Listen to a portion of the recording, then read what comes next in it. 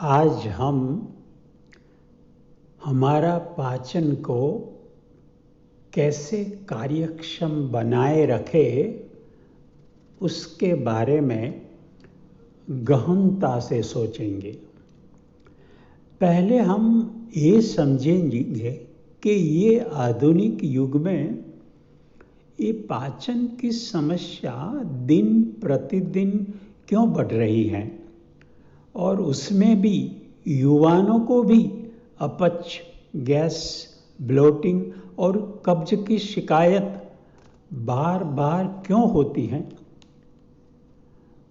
अब हम एलोपैथी की विचारधारा के अनुसार ये पाचन बिगाड़ने की क्या क्या वजह है ये जानने की कोशिश करेंगे। इस तरह आयुर्वेद के मुताबिक शक्ति के तौर पे ऐसा क्या होता है जिसे पाचन बिगड़ता है वो भी जानेंगे। हमारी खान पान और जीवन शैली में ऐसी कौन सी बुरी आदतें हैं जो पाचन बिगाड़ने में जिम्मेदार होती हैं वो भी जानेंगे। अंत में हम ये जानेंगे कि हमारे पाचन को हमेशा के लिए ठीक रखने के लिए सही में हमें क्या क्या करना चाहिए। ये सब सवालों पर आज हम चिंतन करेंगे। हमारी आधुनिक जीवन शैली में आहार में आमूल परिवर्तन आ गया है। हम केमिकल युक्त आर्टिफिशियल फ्लेवर, कलर, स्मेल वाले प्रिजर्वेटिव से ठीक रखे गए आहार का अधिक मात्रा में सेवन करते हैं। इससे हमारे लीवर पे उसका बोझ पड़ता है, इसलिए फैटी लीवर की समस्या काफ़ी बढ़ गई है। इससे ओबेसिटी की समस्या पैदा होती है जो हमारे पाचन को और बिगाड़ने में सहयोगी रहती हैं। एक और बात, हम कार्बोहाइड्रेट यानी शुगर, मैदा आधारित आहार का सेवन बहुत अधिक मात्रा में करते हैं। इससे हमारा शुगर मेटाबॉलिज्म बिगड़ता है और इंसुलिन रेजिस्टेंस की समस्या होती है। उसका असर हमारे पेनक्रियास के एंडोक्राइन और एक्सोक्राइन फंक्शन का बैलेंस में होता है। इस तरह अधिक मात्रा में fast food, junk food, franchise food का सेवन ये पाचन की क्रिया को बिगाड़ने में काफ़ी जिम्मेदार होता है। अब हम एलोपैथी की समझ के अनुसार सोचे तो हमारी पाचन की क्रिया सही में मुंह से लाड़ ग्रंथि से शुरू होती है जो अन्नली, जठर, पेनक्रियास, लीवर, गोल ब्लैडर, छोटी आंत, बड़ी आंत तक चलती हैं और पाचन के ये सभी ऑर्गन पाचन की क्रिया में उनका कुछ न कुछ योगदान होता है, लेकिन उसमें छोटी आंत, लीवर और पेनक्रियास की भूमिका अहम होती है। यदि ये समस्या को हम सरलता से समझे तो दो बात पाचन में बहुत इम्पोर्टेंट होती हैं। एक है हमारे शरीर में पर्याप्त मात्रा में एंजाइम का उपलब्ध होना आहार के विघटन के लिए बहुत ज़रूरी है। और दूसरी बात, फ्रेंडली बैक्टीरिया जो पाचन में हमें मदद करते हैं और रेजिस्टेंस बैक्टीरिया यानी खराब बैक्टीरिया जो हमारे शरीर का टॉक्सिन को खाने का काम करते हैं। ये दो प्रकार के बैक्टीरिया का बैलेंस होना, संतुलन होना अच्छे पाचन के लिए बहुत ज़रूरी हैं।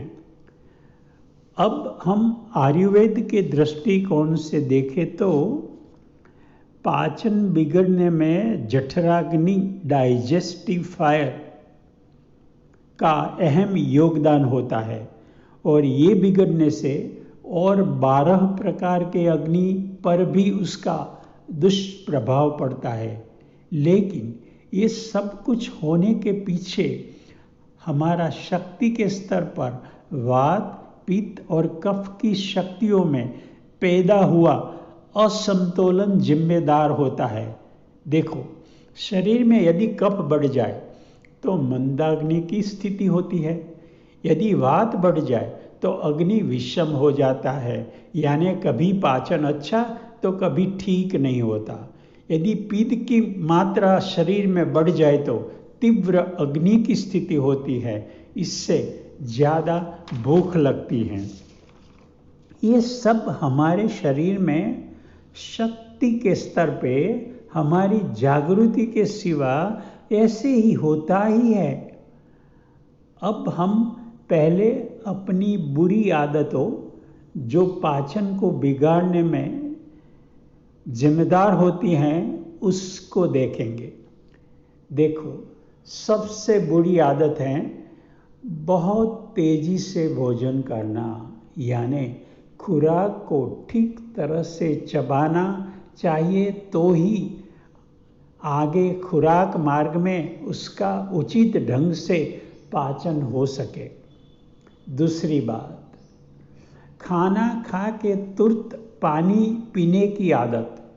ये आदत से हमारा डाइजेस्टिव जूस, पाचक रस बहुत सौम्य यानी माइल्ड हो जाता है। इससे खुराक का पाचन ठीक तौर पे नहीं होता। खाने के बीच में कोल्ड ड्रिंक्स और फ्रूट जूस पीने की आदत भी हमारे जठराग्नि को कमज़ोर बनाती है, जिससे अपचर और गैस की समस्या होती है। इस तरह खाने के साथ में टीवी, सेलफोन के प्रोग्राम देखने की आदत भी बहुत बुरी होती है। इससे हमारा मन खाने में नहीं होता और इससे ज़्यादा खाने पर भी पता ही नहीं चलता। विरोधाभासी आहार साथ में लेने से भी पाचन बिगड़ता है और स्किन की बीमारी भी हो सकती है। उदाहरण के तौर पे देखें तो दूध के साथ में फल लेना। एक और बात, खाने के बाद स्नान करने से भी हमारा शरीर का तापमान कम हो जाता है। इससे हमारा जठराग्नि पर दुष्प्रभाव पड़ता है, इससे पाचन ठीक से नहीं होता। खाना खा के तुरंत सोने की आदत भी अच्छी नहीं है। खुराक ठीक से हजम नहीं होता और ओबेसिटी जैसी समस्या लंबे समय के बाद आती है। ये सब बुरी आदतें से बचे तो पाचन को ठीक रखने में बहुत ज़रूरी है। अब हम पाचन की कार्यक्षमता बढ़ाने के लिए क्या करना चाहिए उसके बारे में सोचेंगे। सबसे पहले खाने के पहले मानसिक तौर पे खाने के लिए तैयार हो जाओ और कोई विचार और चिंता से मुक्त हो जाओ और सभी तरह से रिलैक्स होके खाने की शुरुआत करो। ये बहुत ज़रूरी है। दूसरी बात, अपने आहार में फल और सब्जियों का आधा हिस्सा रखो। ऐसा आहार पसंद करो जिसमें ये अल्कलाइन फूड ज़्यादा हो। तीसरी बात, अनाज और फलियां की पसंदगी में वैविध्य लाना भी अत्यंत आवश्यक होता है। इससे हमको सभी प्रकार के पोषक द्रव्य मिल सकते हैं। एक और बात, प्रोबायोटिक नेचुरल तरीके से लेने के लिए अंकुरित अनाज, दही जैसी चीज़ों का नियमित तौर पे सेवन करने की आदत रखनी चाहिए। देसी गाय का घी, कोपरेल, तिल का तेल का उचित मात्रा में सेवन करना काफ़ी फायदेमंद होता है। साथ में गहरी नींद पर्याप्त मात्रा में मिलनी चाहिए, वो भी ज़रूरी है। योग, प्राणायाम, चलना, ये सब क्रिया अपनी दैनिक प्रवृत्ति में शामिल करना अत्यंत जरूरी है। मेडिटेशन, रिलैक्सेशन, धार्मिक पूजा जैसी क्रिया शरीर में रिलैक्सेशन रिस्पॉन्स क्रिएट करती हैं। इससे हमारा हीलिंग की प्रक्रिया तेज बनती है। तो ये एक अच्छी आदत है।